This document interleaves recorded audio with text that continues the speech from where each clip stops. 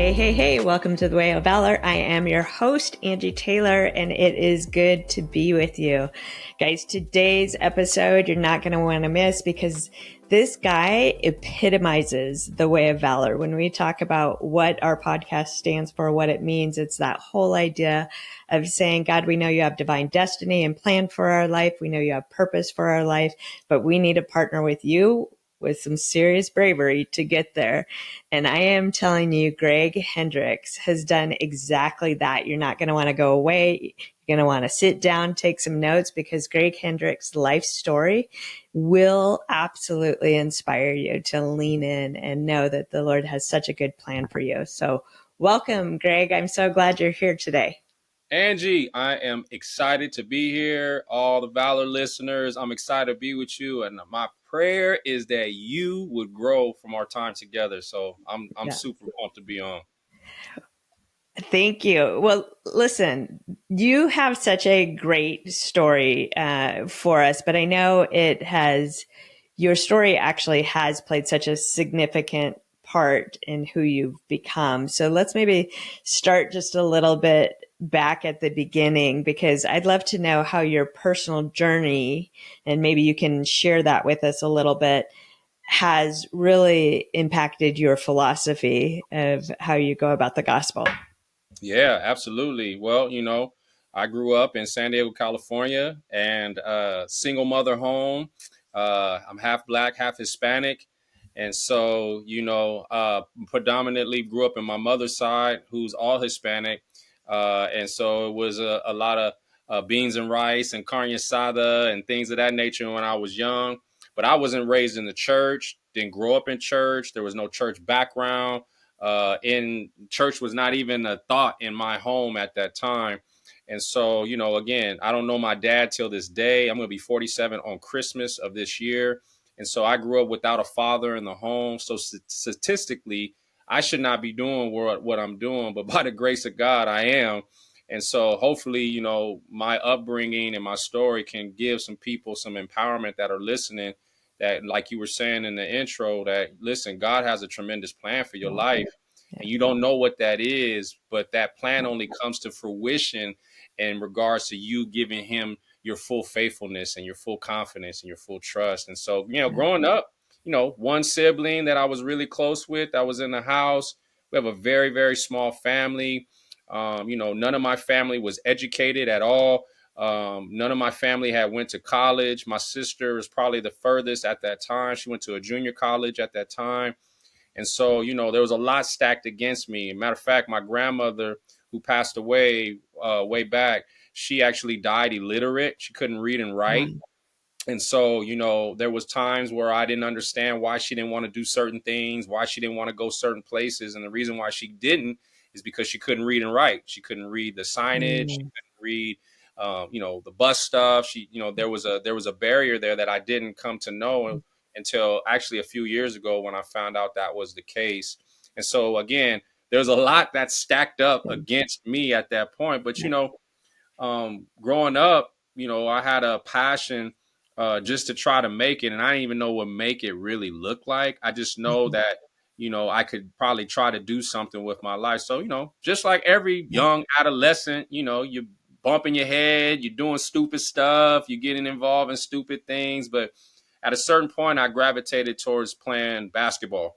And basketball gave me some things at that time in my life that I didn't have. It gave me community with other people, community with other brothers, other Black dudes, other white guys, just having a coach in my life, someone who believed in me at that time, someone who was actually speaking into me. Again, not having a male figure in the house, was really hard, because there was times, I want to talk about sexuality, and there's times I want to talk about, man things. And, my mother, God bless her, tries to give me as best as she can.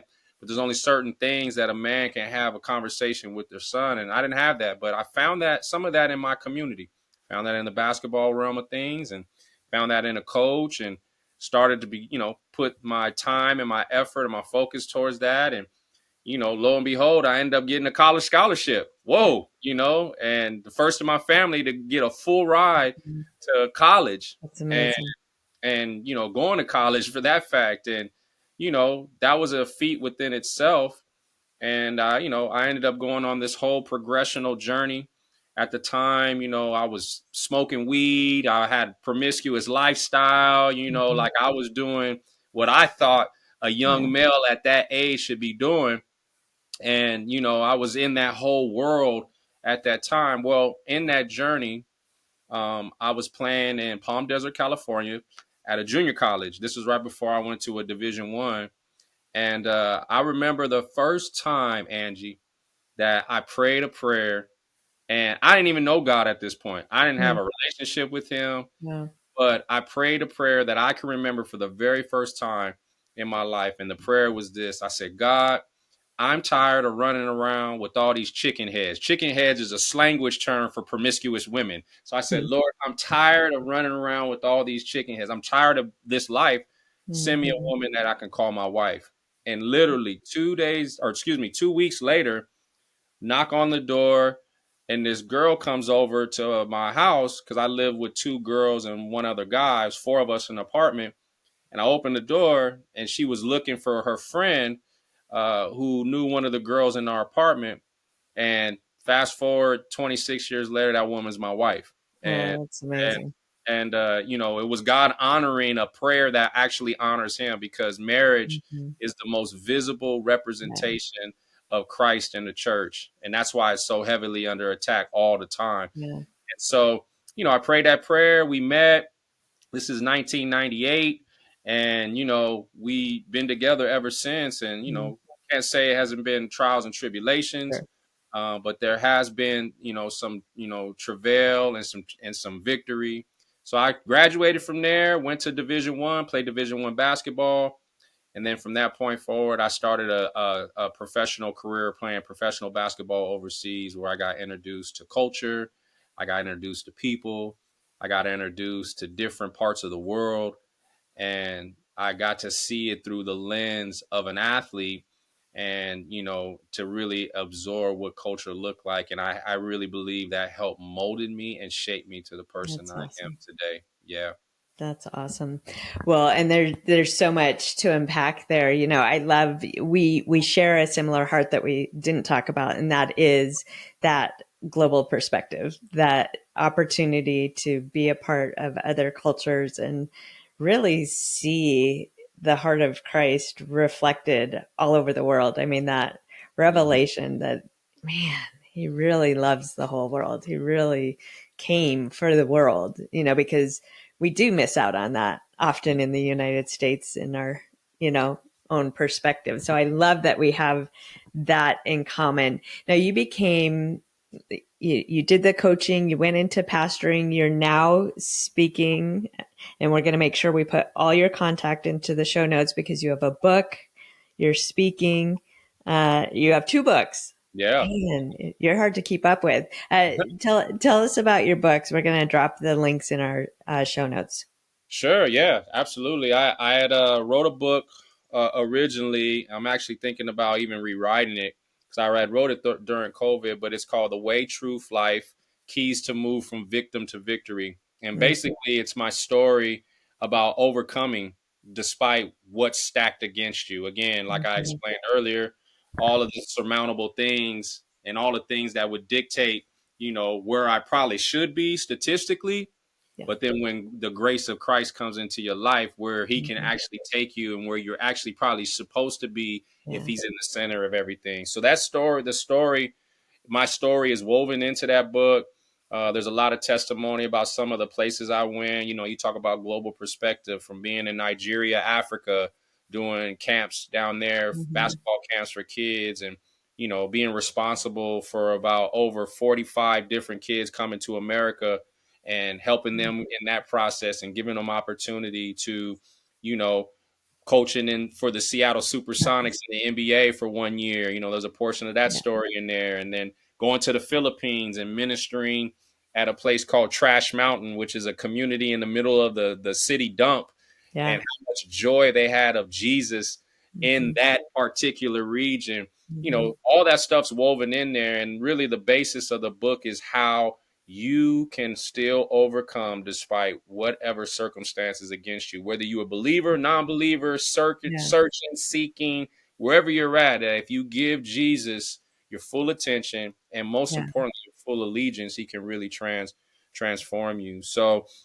that's a portion of the book. And then the other book is called Know Your Playbook, and it's a 30-day devotional for athletes. And I wrote Mhm. it from a position of, one of the things when you become a professional athlete is usually get handed like a playbook. And basically, a playbook is a download of what the coach's philosophy is, what he wants to do, Mhm.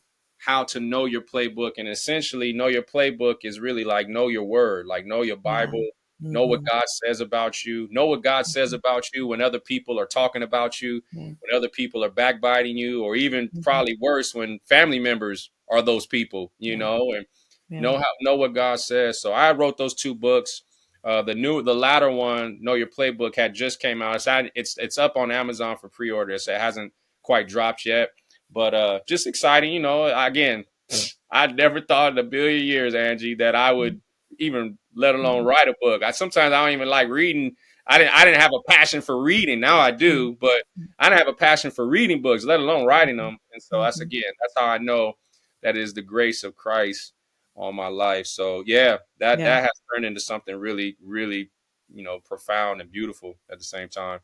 I love that. And I love, you had said something when we talked earlier about, you didn't say it in these terms, but you were talking about breaking off what's happened in your bloodline and your lineage and your heritage and your legacy going Yeah. forward. And I think so few people actually think about that, especially Hmm. as families. We serve a lot of families on this podcast. And I think so many of us are just trying to survive Hmm. that we fail to recognize that there's a bloodline that is in development in process Oh yeah. while we're doing this. So I'd love for you to speak to that because I know you have a lot of thoughts around this. Yeah, absolutely. My family growing up in my family. When we talk about that, I don't want the listener, I don't know if you're listening to this, to over spiritualize it. Basically, what I'm trying to get across is that you come up in a family, there's certain things that attach itself to your family line Mm-hmm. over the course of the time that your family line develops. So if you have your great grandma to great great grandma and all the way down the line, there's certain things that attach itself along the way. So for example, I give you a real time example because I like to be very open and honest. Like my mom growing up, she grew up, and both my grandfather and my grandmother are both deceased now, but my grandfather was a professional mariachi, so he toured around the world. My grandmother, was a woman who fell in love, but he didn't want her, so he walked away from her. She was illiterate. She couldn't read and write, so she couldn't do very much, even on the work scene. And so, he ended up starting his own a whole nother family. But my mother was with, obviously my grandmother. And so there was some tension there, Yeah. and there was some rejection there. There Mm-hmm. was some abandonment there.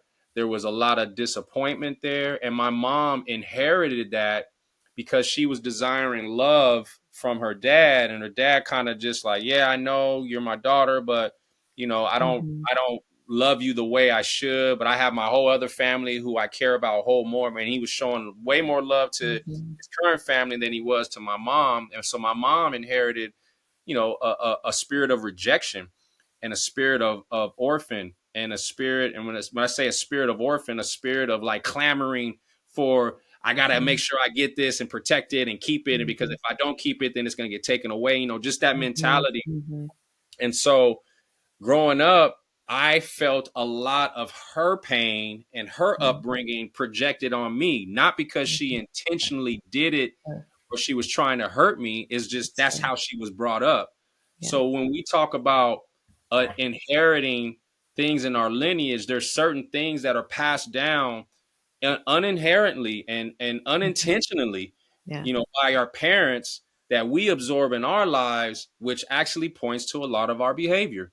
And Mm-hmm. I started to recognize as I started to grow more in my faith and grow closer to Jesus, he started highlighting certain things in me, why I behaved the way I behaved Mm, and why I reacted the way I reacted. And when it was time for me to respond, I was reacting a certain way as mhm. opposed to responding to how God wanted me to respond, because responding and reacting are two different Yeah. things.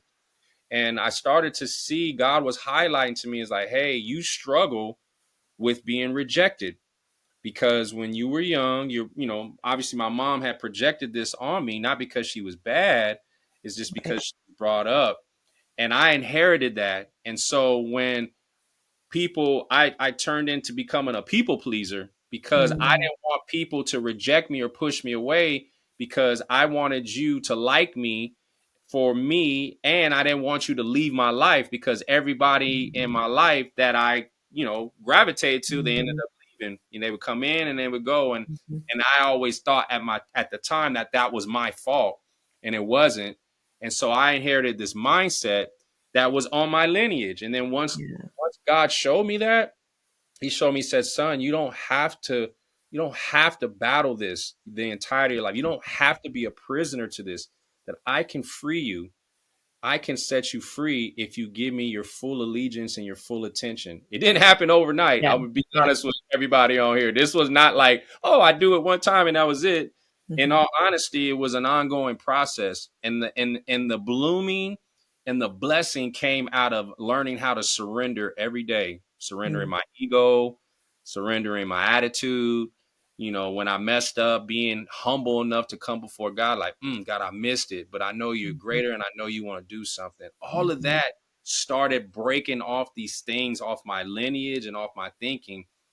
And fast forward, now that I'm walking with Christ, not coming from a church background, my wife not coming from a church background. Now my family's saved, her family's saved, my kids are saved. Like, all it Amazing. takes is one person to Mhm. say yes to Christ, and you can change Yeah. the whole trajectory of your lineage and your family when Mhm. you put your foot down for the Lord. So yeah, that was something really powerful. I love that. And I love that your awareness for yourself. I feel like often we get maybe a little awareness, especially in America. We often will, and I'm guilty of this at times too. We often get in our own little day to day bubbles and we forget that we are here to be the light, carry the light of the world. And that's something that I'm highly impressed with you is just this appetite to bring Jesus into every space you go into. And I'd love to you to speak to that. How do you do it? How do you make it not weird? How do Yeah, you, how do you, why should we care about that? yeah. Oh, I think it's critical because I was telling you earlier when we were talking, I am a lover of people. The Bible says to love God with all your heart, mind, body, and soul, and love thy neighbor as you love yourself. So essentially, Jesus is telling us love God and love people Hmm. as you would love yourself. Like, and so I value so much to be able to go into different cultures and sit with different people and be a deep listener as opposed to someone coming in as an expert on something. Like, I love to ask questions. My wife always gets on me. You ask a lot of questions. I was like, oh, I just like to know about people. Like, I come up in a restaurant. Hey, what makes you come alive? What do you like to do? What are your fears? I'll start asking questions like that because if you can become an expert, one, in listening and asking amazing questions, you'll come to find a whole lot out about humanity, and you'll come to find a whole lot more about yourself as a person. Like, do you have interest of just you? Do you need to be the center of the conversation? Yeah. Or do Yeah. you have the interest of the person that's on the opposite end? And your questions kind of dictate that. And I love doing it in different cultures. I've had the luxury, the privilege, and the honor to go to all these different nations. And a lot of these nations, they don't believe what I believe. Right. They don't subscribe to Jesus. They don't subscribe fully to the gospel, but they do subscribe to love, and they do Mhm. subscribe That's to good. honor. And if you can exemplify that by how you have conversation, Yeah. how authentic you are. You're Mhm. not some put together, you know what I'm saying? Like you can be vulnerable, but still Yeah. be confident in your conversation. Mhm. All of that draws people to the light that's coming out of your life. And you're like, yo, man, like why you love God? But I've never seen someone love God so authentic like you.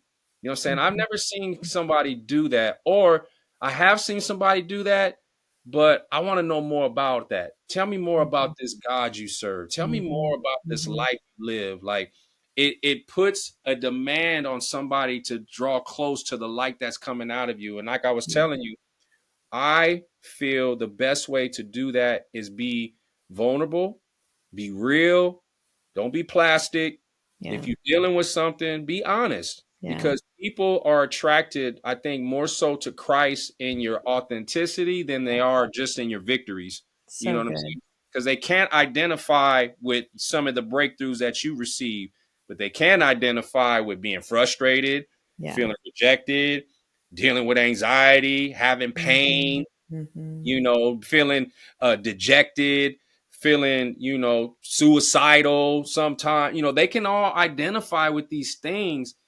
And then when they see, like, man, but God still showed up for you. Yeah. Yeah, he did. You talk about there's a God that will love me past my insecurities. Oh, yeah. Yeah. You mean to tell me there's a God that will love me even when I'm angry at him? Oh, yeah. He's big enough to Yeah. handle all of that. Tell me more about that. And when they see that out of your life, especially not just in the evangelical American circles, but if you're able to go to these different countries Yeah. and be around different people, I believe that is like the true form of sharing the gospel of Yeah. Jesus. That's Mhm. what a real missionary. A real missionary is not just someone that Mhm. lays it all down and goes to these poor countries. You can be a Yeah. missionary at your Fortune 500 CEO job. You can be a Mhm. missionary if you Yeah. stay at home nana. It's You can good. be a missionary in any realm of service if you have the heart Yeah. of Christ and you're willing to be authentic and surrendered before Him and before others. So I think that's like the best way to share the gospel and obviously know His word. That's a non-negotiable. I Gosh, that's beautiful. I was looking in my notes because I had taken a note of something that you said and I couldn't find where I wrote it, but you can help me remember it because you talked about you had been traveling and sometimes you were there to speak and sometimes you were there to speak the message and sometimes you were there just to be the message. That's right. And I That's right. thought, oh, Yeah. Yeah. unpack that because I love that so much. Yeah, I mean, oftentimes, you'll get people who may be experts or are great, eloquent in speech, and they're there to speak the message. But then sometimes you just there just to be the message. And what is being the message? Serving the people, being with the Yeah. people, Yeah. engaging with the people, laughing with the Mhm. people, Yeah. crying with the people, just being woven into the fabric of the community. You go to South America and you at the taco stand and you just having tacos with your brothers and sisters, or you in Nigeria, Africa, and you're sitting there with your brothers and sisters who show up and you sitting there Yeah. and you laughing and you dancing with them. They got their music playing and you're just dancing with them. Like just getting ingrained with the culture and learning the fabric of the people and the Mhm. culture, and most importantly, knowing God's heart for Yeah. the entire ecosystem that's going on in there. That's something that is a gift. Yeah. And I think when you can learn how to do that and you're not there to, evangelize and preach and Mhm. convert them, because the only Yeah. person who does the converting is the Holy Spirit. He does the converting. Right. we That's right. get to be we get to be the reflection. So you're like, Mhm. man, I don't know what it is, man. I just want you around my family. Oh Yeah. man, what's different about you? And like, man, I follow Jesus. Well, Mhm. man, I grew up this way or I grew up that way, but you know what? I'm open because if I could see it in your life more so than just what's coming out of your mouth, then I know that there truly is a God. And I really, there's so many different instances in the Bible that this actually happens. But one of them that really sticks out to me is in 1 Kings chapter 17, where Elijah goes to the widow and he has this incredible encounter with this woman. She's preparing to die, her and her Mhm. son, Right. and her son actually dies. And Elijah raises this young boy back to life by how he serves her. And she says something at the end of that passage that just sticks with me, and I feel like is the ethos of my life. And it was along the line, she says, now I know that you're a man of God, not by just the words that are coming out of your mouth, but how you live your life, essentially. Mm-hmm. I'm Mm-hmm. paraphrasing. And that spoke volumes to me when I read that, because you can say a whole lot and be saying a whole little and Yeah. reflecting a whole little, Yeah. but you can be living your life for Christ, and whatever comes out of your mouth is adding up to the life that you're Right. resembling. It's And I good. feel like that's such a great witness, Yeah. especially Yeah. outside of the context of America. I'm talking about when you go Sure. to Africa and you Yeah. go to South America, people identify with love. Yeah. They identify with care. They may not identify with your faith in that moment, Mm-hmm. but Mm-hmm. they will attach that love, that tenderness, that care, that intentionality, that authenticity to your faith Yeah. once they see you, woven into the fabric of their environment. Mm. It's very, very biblical too. Love that. I love that. And I do. It's asking that question of, is the fruit of my life compelling that other people would want to come Yeah, to join in, does it reflect what somebody else might want for their life? And I think absolutely. that's just such an important piece. Well, this has been such a great, too short of time podcast, Greg. Guys, if you want to follow Greg, he's on social media on Instagram, Greg Hendricks. We're going to again drop it in our show notes. You can go check out his book and his story. Greg, it's been an honor to have you. I know I'm very excited that you're going to be a special guest with us at the Valor retreat here in just a few weeks. So thank you for that. I look forward to meeting you in person in Denver. Any final parting words for us today? Yeah, I would just say, don't let your circumstance dictate how you should respond to God, not react. God is calling us in this next season to be a people of response, not of reaction. So Reaction origins out of the flesh, response origins out of the spirit. good. You don't want to be reacting out of your flesh. You want your response unto God to fashion your reaction to the masses. And So so good. I would leave that for you, is like, be a people of response in this next season. And you can see that throughout the Bible, all throughout Scripture. Even when Jesus was getting apprehended and Peter cut off Malchus's Yeah. ear, Yeah. Peter's reacting in the Yeah. flesh, but Jesus was responding in the spirit by actually repairing Mm, his enemy's ear. So it's good. I would leave you with That's just so good. be a people of response in this next season, because there's so much that is vying for your allegiance. There's so Good. much tension. There's Mm, so much barrier. There's so much divide, not only in our own personal country, but maybe within your family. yeah. Be Yeah. a person of response. Be a man So of good. response. Be a woman of response. And if you don't know Jesus as your Lord and Savior, and you feel a certain type of Mhm. way, or maybe you're in your feelings, or maybe something happened, I got news for you. If you really, really want to know Him, He's waiting with open arms, So and good. He will help fashion that response in you by Mm, you getting Him to know His character. So mm. I'll leave you with that. That was And a I'm looking good forward word, my friend. yeah, I'm looking forward to Yeah. Valor. We're going to Yeah, have a good time. We're we going to are. turn up. And I'm so excited to be with you guys out there in Denver in a couple weeks. Thank you so much. Thanks for joining us. Hey, friends, if you enjoyed this, if you know somebody who needs to listen to it, share it out there. Let's let people know about Greg. He's speaking all over right now, and he would be great. Check him out. You will not be sorry. Have a blessed day.